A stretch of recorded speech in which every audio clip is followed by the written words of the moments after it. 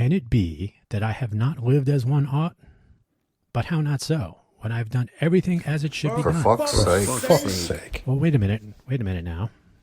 That was a quote from Leo Tolstoy's The Death of Ivan Illig. That was Ivan himself, the titular character, fading away, dying of what I guess could be pancreatic cancer, but I think that's what that was. I haven't read that book in a long time, but it was a seminal reading assignment in a class that I took while still in college many, many years ago. So thank you for joining for the current episode. Of course, it's the current episode. You're listening to it. Current episode of the FFS Talk podcast, Netcast. There's a whole bunch of different names. Kind of leaning away from podcasting. This is an indulgent episode, if you will. No guest, again. Still building the platform on which this entire series of shows will rest. My birthday was just 1 week ago, and I'm looking back and forward. The Quaggling Sand podcast for this week will feature some stories about how I got into computing, for example. I was traveling to my recent hometown, not from whence I came, but where my family lives and where I did grow up, Phoenix, Arizona. Had a bit of a run-in with a fine family of people deplaning from a Southwest Airlines flight in Las Vegas here, returning home. Some head-shaking and eye-rolling moments, too many to count over the decades. But today, as I record this on June 28th, and which I will then publish later on the same day, my voice is struggling.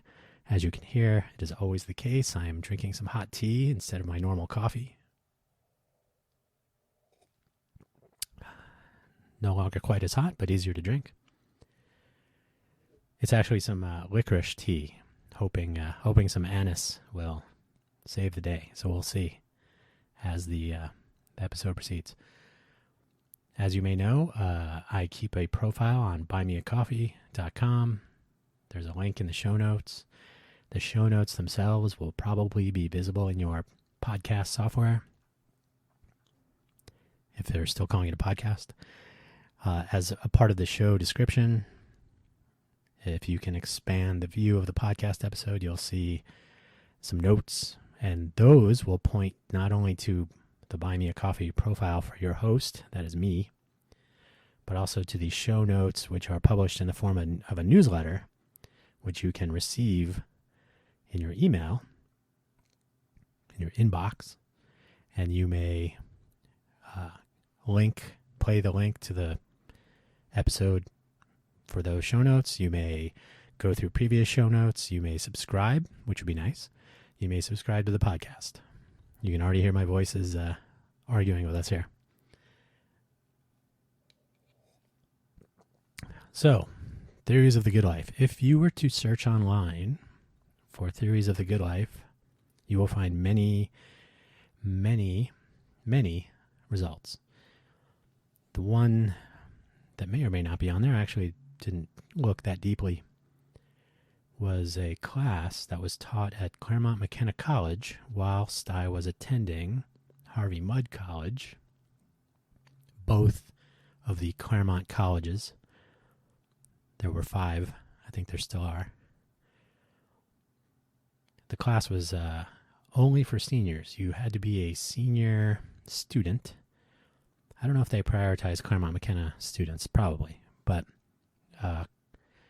cross-campus enrollment being what it was, myself and I want to say about 4 or 5 of my Harvey Mudd colleagues had registered for the class, and we began to take it. Surely Theories of the Good Life sounds like a good time. it was indeed, just as all of your search results will point out, a philosophical view of what one might define as a good life. And it was a philosophy class, so it wasn't an econ class, and it definitely wasn't an engineering class. So the point in this context was to, as seniors about to go through commencement of whatever comes next, to consider how we each arrived where we were at that time and then where we were headed.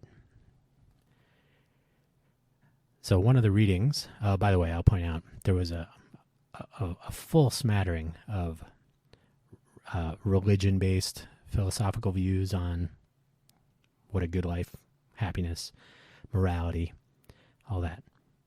What would make a good life, or maybe a hedonist lifestyle, or maybe a variety of other things. So there was a nice cross-section of common, well-known, old, legacy, deeply considered, kind of fundamental views on what a good life is. And the professor teaching the class would have us journal about some about anything you want, really, but sort of what do we view as our current state of affairs, where we're headed, what do we think of as a good life, and then, as that developed through the semester-long class. And it was, the class had many readings, and towards the end of the class was Tolstoy's The Death of Ivan Illich. I'm probably saying that incorrectly. I apologize to those who know the correct pronunciation and are laughing at me. That's fine. I always wanted to be a stand-up comedian, right? So why not? But yeah, so The Death of Ivan Illich. And this will all come together in a moment. You'll see. Not totally happily, but... So when we walked into the classroom twice a week, I think it was Tuesday and Thursday probably, end of the day on those days. So we would oftentimes, the mudders, we would just show up at class. We didn't really walk over together, and we all had our own things going on. So we would arrive in the classroom, typically take up a corner as we were seated looking at the chalkboard or whiteboard or whatever it was, back right. So kind of clustered in the back there. And it was always customary for the mudders, being the jerks that we were, when we were attending classes at other schools, to cluster like that, and to, because hey, we're going to the hard school, and this is a time slot to relax and take it easy. And that was probably true more freshman, maybe sophomore year. By the time we're seniors, this was really more about, we know each other and chit chat. And and really, as the course proceeded, it was more like so we were all attending a private engineering, a private science STEM school, right? I believe my graduating class of 118 was 70 engineers, 13 chemists, 9 physicists, and then the balance were biology, independent program of study. Right, so engineering was popular concentration. So, we were, I think, myself and about 2 or 3 other people engineering, and then maybe 1 physicist or so. But so our group would gather and kind of, through the course of the course, reflect on the reading, or I guess, what did you think of that? And I will not soon forget we read this story, The Death of Ivan Illich, and I arrived at the classroom, we'll say first, I guess, And my classmate, Eric Fain, walked into the classroom, kind of had this, not quite shaking his head, but sort of like, kind of, yeah, you know also. And we knew. So he sat down, or maybe he was still standing, and he said, that reading really made me think about the entire reason that for going to Harvey Mudd, this ridiculously difficult school to get into at the time. And it was a challenging 4 years. And while it was about to end, we were, well, the point of the story, the death of Ivan Illich, the reason it was an assigned reading was that Ivan essentially is questioning, and that was the quote that we started this episode with. He's questioning, he thought he did everything he was supposed to do, yet not so thrilled, right? So Eric and I sort of commiserated, like, we signed up to go to Harvey Mudd College and got accepted, and we're just about done. And are we really sure why we did all this? Like, were we doing it because this is what we wanted to do, or because we thought this was what we were supposed to do? And so, if you roll back for yourself, back in the good old days when you were maybe you were in elementary school, maybe you were single digit years old. You're learning to read, you're learning math, you're learning some tiny amounts of history, you're learning how to get along with people, your classmates, the older kids, maybe you have siblings, maybe one or both parents, how to function, how to cooperate, how to collaborate, how to argue. And at some point during those early formative years, you are asked by someone, at least once, what do you want to be when you grow up? Certainly at Halloween, I was a football player. I was a car accident victim. That one's kind of macabre. I was a few different things. I never really went with the astronaut or the cowboy, the traditional little boy characters. And today that's a very different landscape that I won't get into. Excuse me. But if you were young, well, hopefully you were, and if you were asked that question, you probably had some notion that wasn't entirely yours. You saw something on television, you were told that this is what I want to be, and maybe you thought, oh, that's what I want to be too, by a peer. Or maybe you want to be what one of your parents is, or somebody else in your family. One of my neighbors, when I was 5, was the fire chief for our little town of New Milford. So it would make sense that being a fireman would be on the table. So yeah, there's that early implantation of potential of where we want to go. And then over time you learn this and that, and maybe you take up your interests and you focus on them a little bit. I always wanted to be a pilot. It seemed to make sense to join the Air Force, become a jet pilot, all that. So I guess not astronaut, but certainly pilot. And then there was always my interest in computers, which began fairly early on. I would say certainly by junior high school, by 7th grade, I was pretty committed to an interest in computer technology, although I was a voracious reader. So I was really interested in a lot of things. But in my mind, aeronautical engineering, and then a general interest in computers and all things science, technology. So I would pretty much set my my course for the near-term future anyway, by the time I was 12 years old. And then I because I had, with two of my other classmates in junior high school, because we had finished the junior high school math program for 8th grade, we were attending Washington High School down the street to take a geometry class. So high school sophomore, I believe, geometry as an 8th grader. Not a tremendous leap. Happens all the time now. But we got a little bit of attention from that. So that when I went to high school, my guidance counselor, which I don't mean to laugh, but I don't know if he was really set up for that.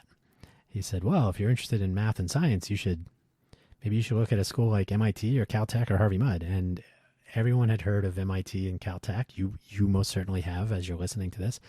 But Harvey Mudd College, Harvey Mudd. Isn't that the guy on Star Trek with the tribbles? I kid you not. That's one of the most common when I was attending. They had kind of they called it the lookbook, and there was a section on the things that people thought you might be going to Harvard Med, or they're wondering why you're going to college named after a Star Trek character, right? So that was where the seed. I don't have the date, but I remember very precisely the moment when Alan Osborne, my counselor, was meeting with me, and my mom had come in for a guidance counselor meeting. I was a freshman. I was taking like junior algebra with Gerald Garrity. And so we were having this meeting, and that's where the seed was planted. So fast forward, subpar vision. I would never have, pilot level vision by the time I was finished with the Air Force Academy, even though I did. I had a recommendation from former Senator Barry Goldwater when he was still alive. I was in Senator John McCain's, I think it was his first term as a senator, and I was in his committee, or I was interviewed by his committee to attend one of the military academies here in the United States. And when I realized that my vision was not going to be pilot ready, I remember taking my physical, and it was I was at Luke Air Force Base in the Glendale area in Arizona, central Arizona, and the vision tester, I don't know if he was a optometrist or who knows, he said, I'll tell you what, I'm going to give you 20/20 today, and this is probably the last time you'll get that test result from your vision test. And I said, oh, well, thanks, I guess. He said, yeah, you are on the edge. So to me, that was the first red flag, right? Would I be happy going through the academy and then not getting what I really wanted, which was to be a pilot, right? So I did get the level 1 Air Force ROTC scholarship, and I was going to attend Harvey Mudd on the scholarship. And a couple weeks in, I was realizing that if I'm not going to be a pilot, do I want to spend or be distracted by this extra program that was not really native to Harvey Mudd? It was based at USC. There was overhead in time and resources, and just it was a point of frustration early on. So here is where, for me personally, I was adjusting in real time. What do I really want? What am I going to get at the end of these efforts? So I had already established, thanks to Alan Osborne, that Harvey Mudd was where I should attend. Now, I didn't base my entire college selection on that, although I will say I only applied to one college. Perhaps one of the dumbest things anyone could ever do. I could have attended Arizona State University with a Regent Scholarship, free. So I guess you could say that was my backup. But I did not apply to MIT, did not apply to Caltech. And on reflection today, now that I didn't attend MIT. But for the weather, since I did come from New Jersey, and we moved to Arizona. So, but for the weather in the winter in the Cambridge area, probably would have done better at MIT. So, who knows? We'll never know. But attending Harvey Mudd, dropped out of the ROTC scholarship program. Thanks to Noe Ortiz and the financial aid office, I got my scholarships and grants and loans and all that stuff sorted out pretty quickly. So I was able to, almost without skipping any beats, continue with my trajectory through Harvey Mudd, pursuing my engineering degree. And here we are now in Theories of the Good Life at Claremont McKenna College, having just read The Death of Ivan Illich. So Eric says, this really made me think. I said, yeah. And as the other students were coming in from Mudd, similar sentiments. Like, wow, this was a long 4 years, very difficult, a lot of homework. For anyone who remembers or who is attending college now, they have the hours or units or however you break that down. For myself, I took 15 to 18 units every semester. That was a full load, so I didn't really have an easy semester. I always had work study. I always had, I was a lab assistant. I was a library. That was actually paid to do homework, but worked in the library. I was a tutor. I was a computer science department consultant. What else did I do? There was a few things. So it was a full year, senior year, just like the other three. No slacking. And so, yes, we were all reflecting, did we go through all this because we wanted to, or because somebody told us, or because we heard, or because we believed that this was why we must do this, right? Because going to becoming a doctor, becoming a lawyer, becoming an engineer, attending a well-known school, or a school of high regard anyway, because again, nobody really knew what Harvey Mudd was. Maybe you still don't. Look it up, hmc.edu.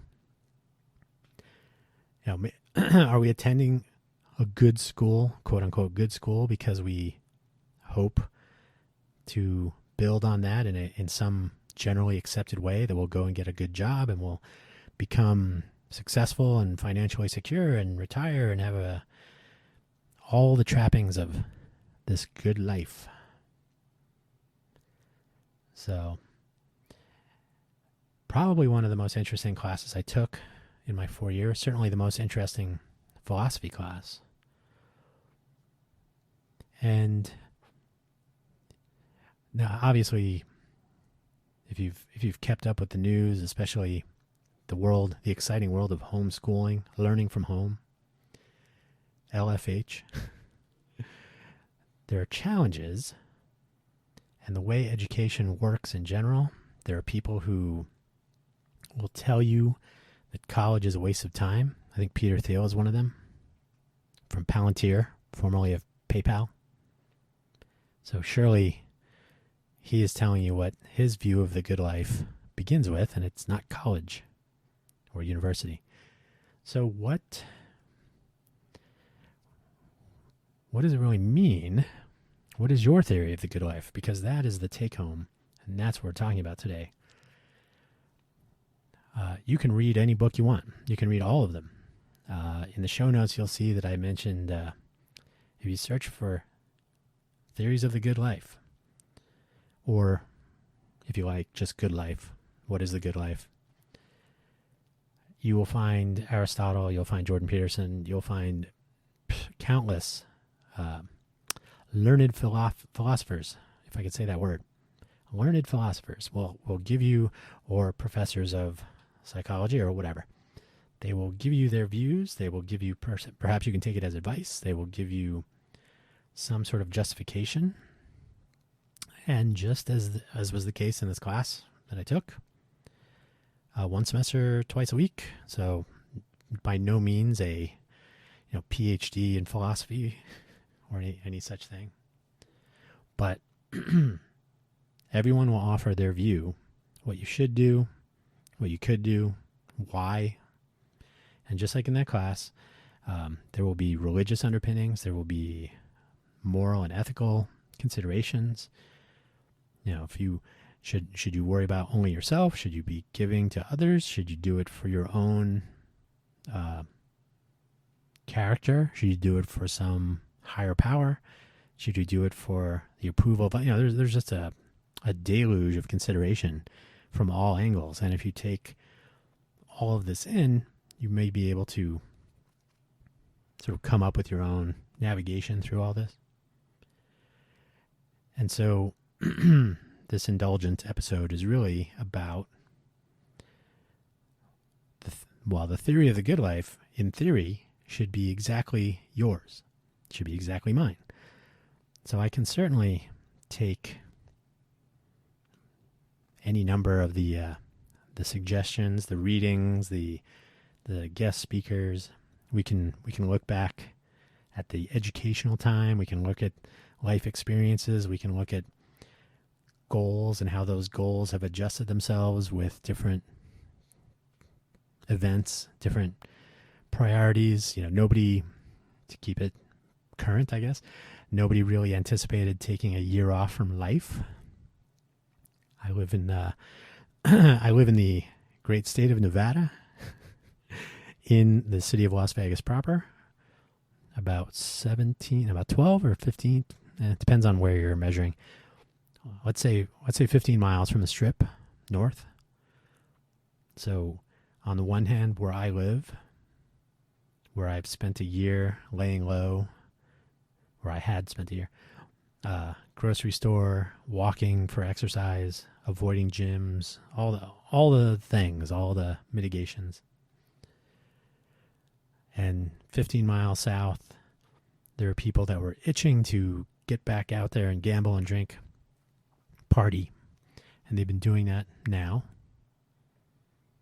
Because for some, especially if you are vested, if your interests lie in the spending of tourist money by those tourists in all corners of it's not even a city.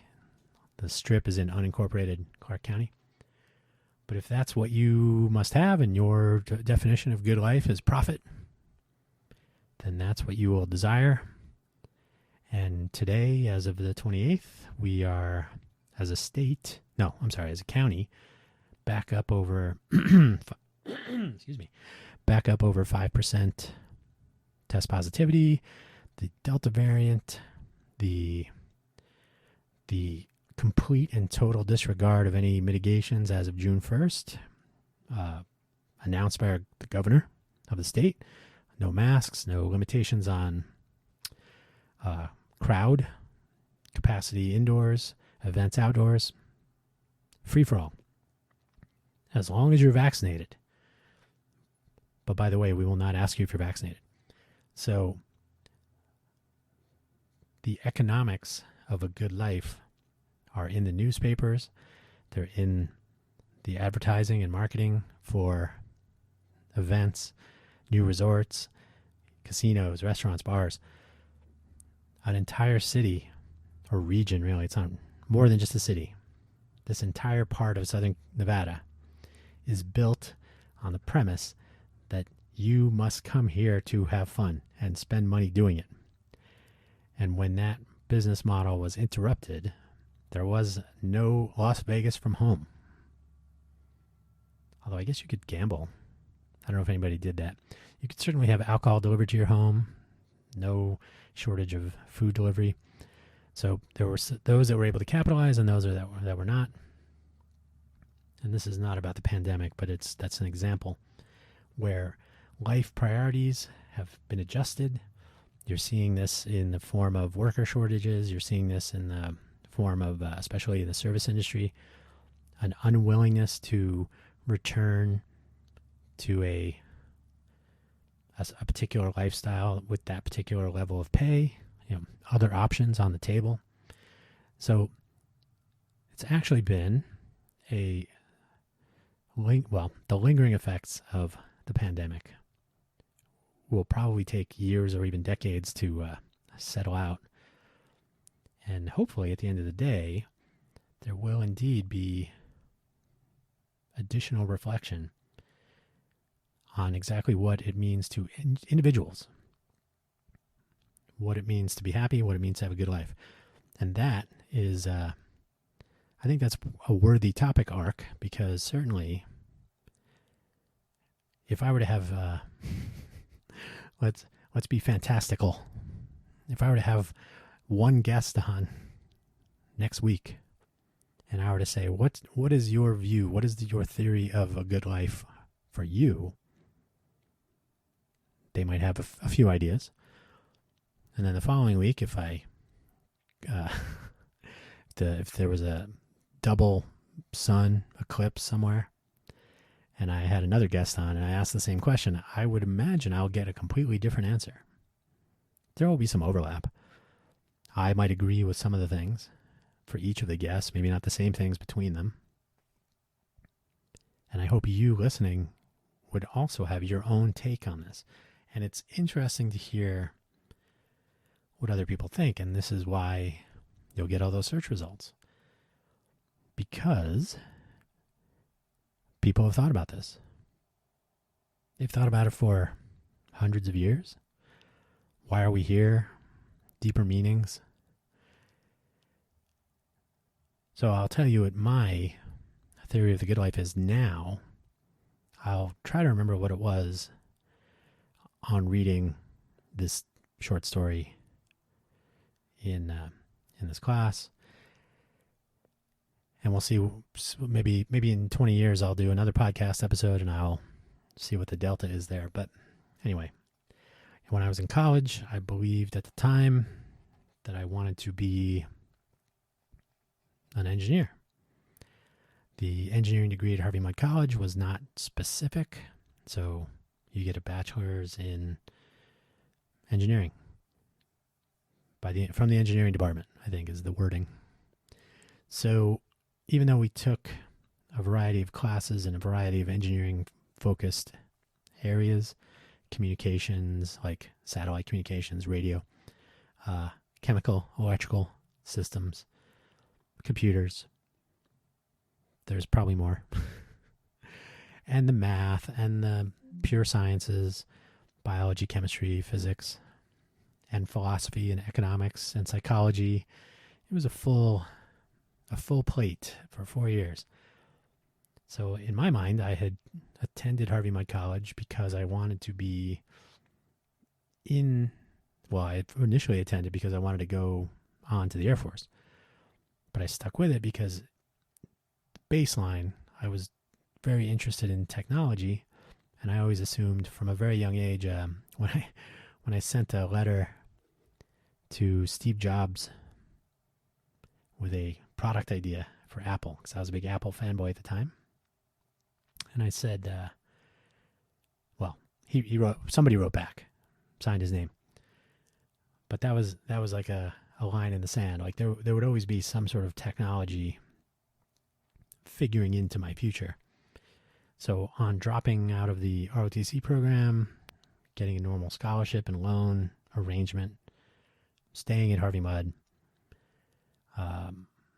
learned a lot, did a lot of interesting things, a lot of good educational experiences, and then dropped into a job market that was abysmal and didn't plan on attending grad school because I had had enough. So I got lucky, got a job up in Silicon Valley in July of 93. So I think it was exactly within a day or two, 2 months after graduation. And so began my career in Silicon Valley, where there was a big, huge delta. This is probably one of the most, I would say, if I had to pick top 5 realizations. When I moved to Silicon Valley, there was always this assumption in life that you would start working somewhere and that would be where you'd work. And you may change every few years, decades. You may stick it out till you retire. The very traditional workplace, career path. And certainly, people I had known in my small number of years in my travels tended to be, especially if you were in the Air Force community where I was hanging out in my ROTC, JROTC days, there was a lot of time, career Air Force people. There were people who were in the technical fields, Honeywell or Intel. Intel was big in Phoenix, where I lived. So you'd be at these companies for decades. I will not soon forget that the Intel 4004 and I were both entered the world in July. I think the 4004 came out July, but in 1971. So interesting times. Always the assumption that there would be, a solid beginning. Possibly because of the job market at the time. It was the beginning of the Clinton years, the end of the Bush 41 recession, sort of. And so I took what I could get. I figured I'll move up to Silicon Valley, see what happens. Started, I think it was July 17th, say, mid-July, 93. And October 1st, I was laid off. But that was enough time for me to be indoctrinated into the notion of look for stock options, look for this upside, participating in small companies, and especially if they're pre-IPO. That was the mantra. Pre-IPO. Are they pre-IPO? Did you get a stock option grant? Are they underpaying you? So all these things just became the goal. So my short-term future sort of morphed based on this potential for substantial gains. And so I worked at Supermac, laid me off. 2 weeks at Storm Technology as a contractor, which that was another one. Like, I can just work someplace for a couple of weeks and get a nice chunk of change out of it. I think I got $25 an hour. And then on to the next thing. So then I was a contractor at Apple when System 7 and the Power Macs and System 7.5, all that stuff was coming out. So here I'm an Apple fanboy, whatever we were called back then. And we are getting introduced to what would be a substantial history-making event, the changing for the second time from 6502 to 68K. That was a done deal because they had two separate product lines, Apple II, Apple II GS, Macintosh, and you can watch your favorite Steve Jobs movie and biographies and whatnot to learn those stories. But here we are, the Macintosh is going to be changing to PowerPC without stopping the moving train, right? So all kinds of fun with the emulator. I met Gary Davidian, the author of the game-changing or game-enabling emulator that powered the transition to PowerPC. Very, no pun. So interesting times, interesting place to be. It was while working at Apple, it was the first time I tried the Mosaic web browser. Remember that from NCSA? The World Wide Web had two websites. I guess one of them is for sale as an NFT now. And from Tim Berners-Lee, if you're track that down yourself. So my interest in technology was only growing. Here I am, Silicon Valley. This is the place to be, clearly. I'm working at Apple. Always loved the company. Apple IIe was my first computer. Loved it. Yet, do I want to work for a startup? Get pre-IPO stock options? And the sign of the times was if you had an answering machine, do you remember those? If you had an answering machine and you didn't have 5 or 6 messages every day when you got home from work from headhunters, you were doing something wrong. Maybe you were not talking. Maybe people didn't know your name. But it was definitely a seller's market when it came to getting jobs. So here opportunity was being fired at me from a cannon. And I joked one time, I'm on the semester program. I'm taking a semester at this company and a semester at that company, and it became too easy to change jobs, get more money, and in some cases, possibly have a chance at some pre-IPO stock options, because that was the mantra. So it was easier to change jobs than to deal with a job that wasn't fun. Weighing that, was I running from challenge to take the easy way out? Or was I simply participating in an economy that was leaning towards me and making the most of it? I think it's probably a little bit of both. Although, if you really think about it, when it comes to work, and if you want to arrive at a theory of your own good life, for myself, the take home, and I'm jumping ahead, I guess, in the story here. I'm not going to take you through each job. There were many. But I think, for me, I really have no interest in pre-IPO stock options for somebody else's company that I have joined. Now, if it was a friend or if I was in the founding team, maybe I'm not the founder, but maybe the first engineering team, the first group of people that are maybe working out of a coffee shop, or everybody's got multiple things to do and not enough time to do them. And, somebody said, hey, we can't afford to pay you, but you get a chunk of the company for taking the risk, the sweat equity, all that. Okay, that's very different from joining a company that hasn't IPO'd yet, but the company has maybe 2,000 employees, products, revenue. Now you're just getting a bonus. So to me, if you try to affect a change that doesn't happen, why not go to some place that might be a better fit? So to me, there was no shame in departing a company that was not in as much as I was, so to speak. And I'll never forget one of my coworkers who was fresh out of college at the only .com I ever worked for in Silicon Valley. When I was leaving, because I was just very frustrated. It wasn't a good match for me, so I was leaving. And I'll never forget, he said, I guess I just have more loyalty. I can't imagine leaving a company. I don't think he was trying to be condescending. I mean, I still talk to him now and then, this many years later. But in his mind, coming out of college, and I may have felt the same way, but the times were very different.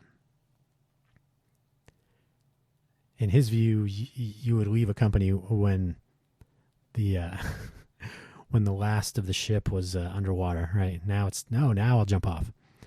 So to me, that made no sense. And I remember my response to him was, I want you to remember that anytime you are laid off. Because in that case, the company is looking out for the company and not you, and sometimes you have to look out for you and not the company.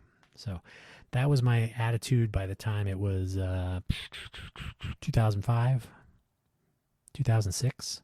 I had returned to Silicon Valley after moving to Phoenix, back to Phoenix, right before, actually, the events of September 11th, 2001. I basically finished moving to Arizona from Silicon Valley, my first wave through Silicon Valley, just before the whole entire world turned upside down. So moved back to Silicon Valley, working for this company, and then I decided this is not for me. Time to find something else. And from 2005, when I moved back to Silicon Valley, September 2005, I think, until October, when was that? Oh, I can't remember now. I think it was because I moved away from Silicon Valley and then I moved back, and it was almost exactly 4 years. Anyway, so from the time I moved back, September 2005, until I had a house fire, April 2013. I once again was able to take advantage of the opportunities that came my way. I tended to be more of a contractor, consultant, temporary. I wasn't quite as interested in getting involved with other people's startups. I did work for Palm. That was a very interesting experience. I did work for Jawbone. That was also very interesting, although politically fraught. Got involved with mobile vending, tried to start a startup company around the service industry called Regular DB. But anyway, so my second pass through Silicon Valley, I was driven much more by my own goals and interests, and preferred as much as possible to keep a distance from the endeavors of others, startups, big companies, small companies. And I had a house fire, moved to Vegas, and worked for Intel and traveled around. So there's been a lot of flavor sprinkled throughout my career to date. What I think I've come away with, and by the way, I'm defining most of my good life by work, which is tricky. I always tell people my parents are still married, so they met when they were in parochial elementary school. Don't think they were dating until much later. But I come from a close family of, long-term commitment and decency and all those other nice things. Extended family, not so much. But so to me, if you should either find someone who wants to be a part of all this other stuff or who does not. There's not really much else to consider in my mind. I know that sounds odd, but you can always start your own company, or you can find a company that you want to work for, or you can find a project that you want to work on. You can find a mission. You can become a doctor. You can choose a profession that will impact people materially or tangentially. You can work with things, or you can work with ledger balances as an investor. There's all kinds of things that you can kind of build, the imagined reality, so to speak, if you're a Yuval Harari book or person fan. So you can play in different parts of the space that we've all created about business and money and finance, or you can, being a doctor is a more physical reality, like a objective reality. You're actually affecting people's lives. But either way, you can almost with a tremendous amount of freedom, maybe not total freedom, but you can almost do anything you want to do, really.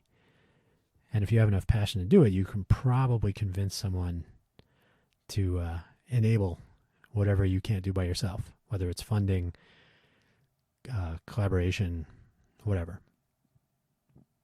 So these are parameters you have some sort of control over. Are you going to find the right person or people, I guess, to participate in your personal life, to be romantically involved with, to be a part of your family, extended family? You cannot make your own person, certainly. When I left company A, I couldn't go off and start my own company B. Oh wait, I could.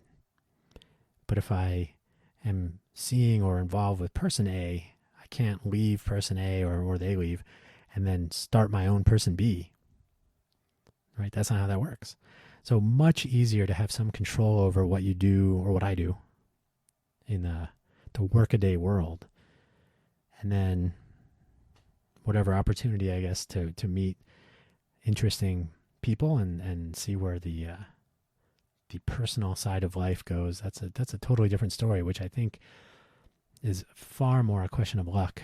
And if you happen to flip through Leo Tolstoy's work, you'll find that marrying the right person or being involved with the right families, it's just as much a question as having the right job and living in the right house. Who dictates that? Who determines that? So, anyway, something that you can change or determine, I think, is worth looking at. So my theory of the good wife, that was a TV show, I think, right? The Good Wife, or husband, or whatever your interests and life choices are. For me, the right wife, I don't know. I have no idea. It's hard to say. The right career, the right work goals, the right way to make a living, the right way to participate in our weird economies, and to travel to faraway lands such that I am not homeless on the streets in these faraway places, sort of paying for things like hotels and eating and flights, not on Southwest Airlines. These are all things that you can sort of negotiate your way through. And so to me, formation of my theory of the good life is almost entirely centered on what sort of work, what sort of projects, what sort of companies, what sorts of collaborators, if any. Do I build a company? Do I work for someone else's? Do I do a little bit of both? Do I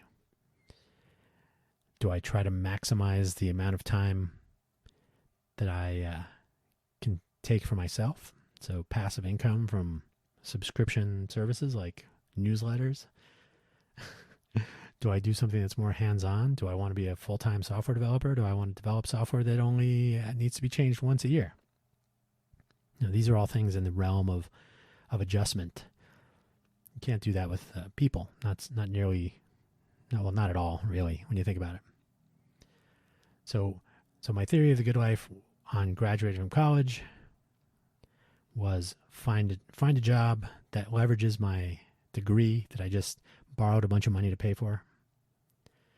Sometime after that, get a job with pre-IPO stock options and go public and become rich, whatever rich means. Sometime later, try to find a job that I like doing with people I like doing it with. And I actually had done that. A company called the UMax. My coworkers were great. We were across the street from Great America, I think it was Paramount Great America, a theme park. Like literally walk across the street, ride a ride or two for lunch, walk back to work. Directly across the street. My view from my window was one of the rides. You could hear people screaming. It was and doing fun things. Learning a tremendous amount, working with nice people. So, and it was a pre-IPO company. So really, I think that checked on so many boxes, it's ridiculous, until things didn't go as planned. So sometime after that, it was a question of, do I really like what I'm doing? Do I like that I'm learning, or do I like what I'm doing? And then do I like who I'm doing it with? And do I like why we're all doing this? And I tried to do educational toys, cell phones, Bluetooth headsets, mobile vendor stuff. What else? We started a review company to compete with Yelp. That was still interesting. That still might be something someday. But I think eventually, especially for my second pass through Silicon Valley up until now, I think much more self-determinism, much more agency, much more sense that I'm doing something that I enjoy for the sake, not necessarily for the money, although paying bills is critical, not diminishing that, but doing something I enjoy for a living that I actually enjoy doing. Not there was a theory at some point, like live for the weekend or work for the weekend, I guess. So you should, no matter whether you like your job or not, you should be doing that job to do other things that are not work. But it turns out you spend a lot of time, especially if you are in the tech sector, spend a lot of time working. Sometimes time wasted, to be honest. But it's not always possible. I knew people who didn't take vacations for years. I was one of them. And you find yourself, I famously said more than once when I was changing jobs, last day is Friday. Are you taking any time off? Yeah, Saturday and Sunday. So yeah, it took a long time, but at some point I realized I would like to do things for some sense of satisfaction in what I'm doing, not for the money, not for fame, not for notoriety. So occasionally, to date, more recently, I've been asked why are you working on this? Why do you have an interest in this? Why are you doing, say, forming a mobile vendors association in Nevada? Which that's another story for another podcast, probably Quaggling Sand. And the answer I gave was completely, totally, 100% honest and true. And yet, I doubt very much understood. I want to do this. I was the director of the Mobile Vending Association, filed the forms, became a nonprofit, all that. I want to do this to show that the theories I have, the software tools and the mode of operation and how it will all work, I want to show that it does work or find out that it doesn't. So the satisfaction that would be not mine from knowing that this plan would actually come together. Yeah, Hannibal Smith, that's you talking to you. So, A-team. So, I don't think that's often accepted as a reason for people to do things. Not at face value. Not unless people knew me, they might say, "Oh yeah, well you've sort of had this mindset for a long time." Yeah, because I want to know if it will work. Why does someone try out a new recipe? They want to know if it'll taste good, right? They want to know. They might not do it to start a restaurant. They might not do it to impress a judge. Maybe they just want to, I'm going to try this and see if it worked. Right? There's a certain sense of satisfaction in making that determination. So my theory of the good life today is far more about that sense of satisfaction, what I'm doing, trying to turn an idea into a thing. I think that's why I kind of identify with the maker community, even though I'm not so active interacting with folks in the maker community at this time. Look for that to change soon. I think if I had a guest today, we would probably have a 2-hour episode because there has to be at least another hour of discussion just to get this theory of, or the interpretation of theories up and running. I think this is something that I think just like when you are about to go vote on something, you can certainly vote at random, fill in a bubble sheet or whatever your ballot scheme is where you are.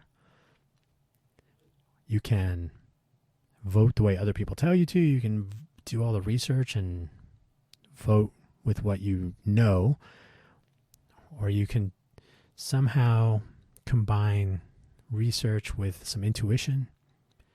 There are any number of recipes that you can concoct as you prepare to cast a ballot in an election, if you are listening to this from a place who has those. And then from there, what hopefully you've learned, and the next time you'll adapt, you'll adjust your considerations, or maybe you won't. And I think when it comes to life, I think if you're going to participate, you should at some point formulate what it is you would like to accomplish. Until a bunch of rich people solve the problem, I think Google. I was just in Homo Deus, which is the third book from Yuval Harari. He he makes a reference to the Google, one of the alphabet companies now wants to solve death, something like that. So, what would your theory of the good life be if you had infinite time? That'd be tricky. But I think everyone, it's incumbent upon everyone to have some idea of, can you imagine? And unfortunately, many people can, spending a lifetime and then going through your mental history book and finding very few or no accomplishments that would be checked off as good.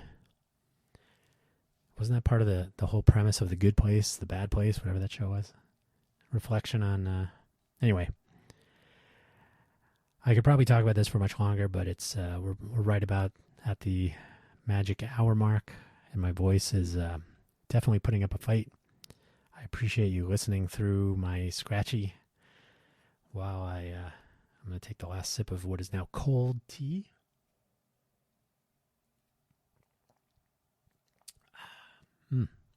Tastes good.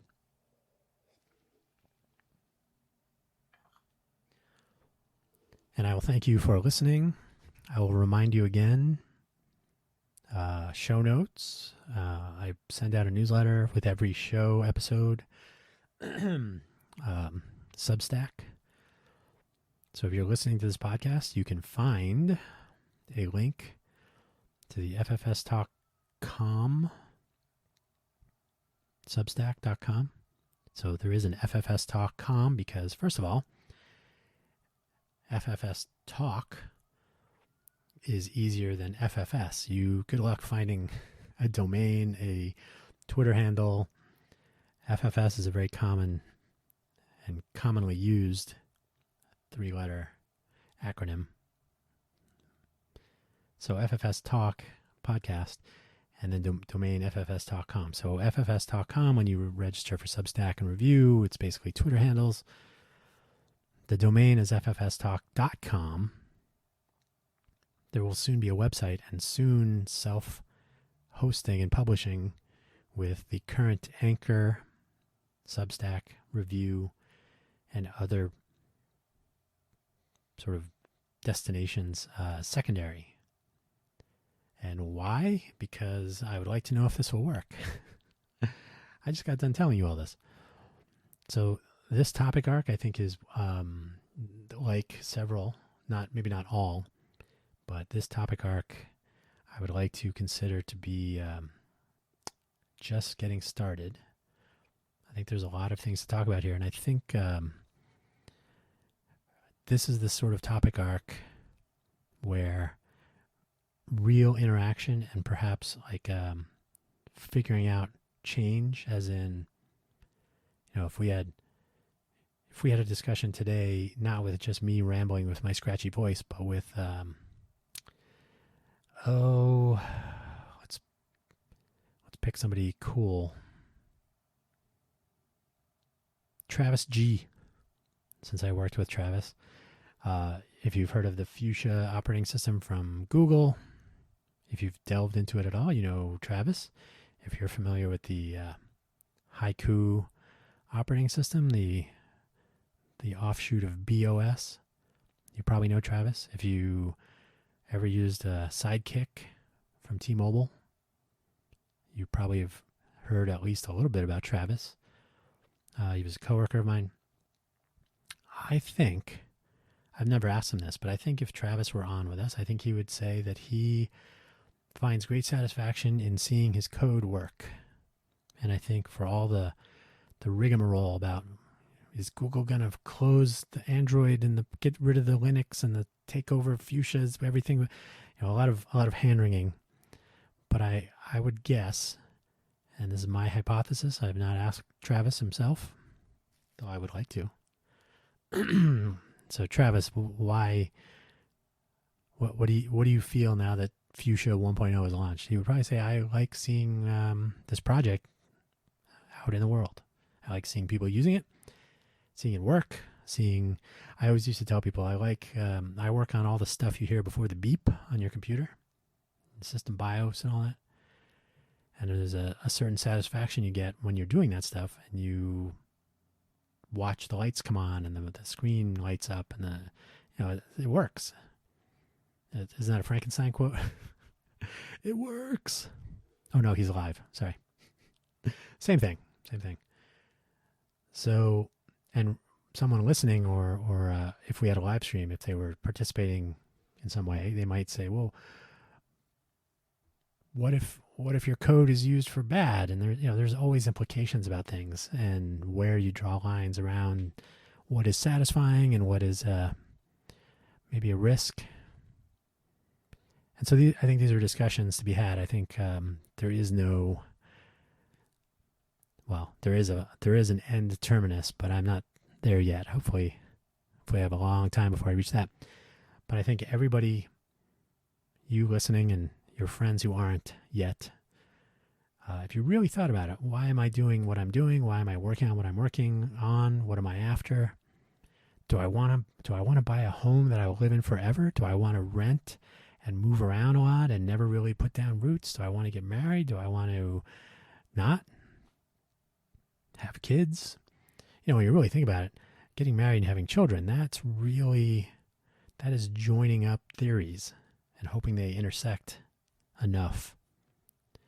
So that's another thing about work or job-related direction. Much less impact on others if you have to pivot. So tons and tons of things to think about. I hope you are now pondering some of this. I hope this has been interesting for you. Clearly, one of my life goals is to see if an interesting podcast that isn't all about complaining, even though the title sounds like it would be, wherein we might discuss, especially if there's a guest, discuss things like what is a good life, right? Or economeering or self-publishing, taking back control of the internet, all these topics that are floating around and that will continue to sprout up here and there. So thank you again for listening. Be sure and stop by Substack, subscribe to the newsletter in case you forget where the RSS feeds are. Currently hosted on Anchor. You can find that in the show notes, hopefully visible in your podcast player. We have a Twitter account, ffstalk.com. There are other social media accounts that are not really so active, but I do welcome your participation, and we hope to have more of it moving forward. And so, good day.